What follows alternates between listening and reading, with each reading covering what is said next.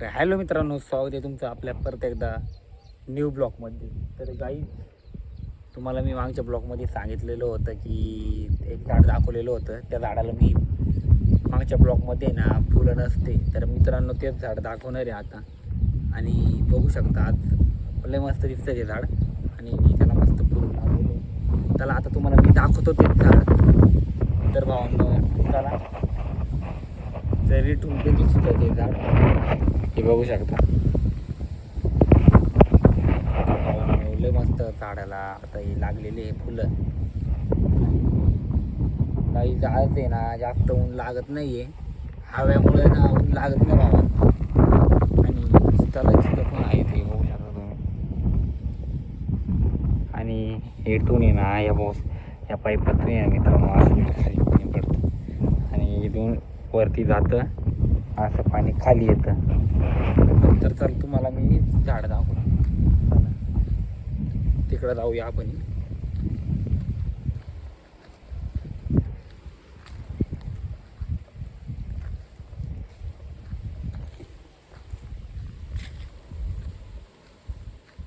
तर मित्रांनो, याला काय माहिती, ह्या झाडावरती काहीतरी आहे, आवळा कंठा का काहीतरी आहे. आवळा कंठी वाहतं मित्रांनो. हे बघू शकता तुम्ही, झाड आहे, पानं काहीच नाही आहे आणि फुलंच दिसते आता, ते बघू शकता. आणि मस्त दिसते झाड मित्रांनो आता वरती, हे बघा. तर भावना आता आहे ना, आपण बघितले झाडं मस्त दिसते आणि कॅमेरामध्ये पण क्वालिटी दिसत आता तुम्ही बघू शकता. मागं दिसते माझ्या. आता आपण आहे ना पेरूला बघू, वर पेरू आले किती, लागले का नाही बघूया. चला, हे बघा इथं आले, या बघा छोटे छोटे पेरू आलेले आहे इथं.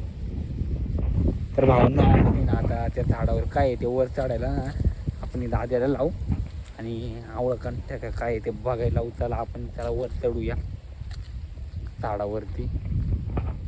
काय खायचं आहे का काय माहिती नाही एवढं मला, पण बघू आपण. त्याला दाखवतो जवळून काय ते.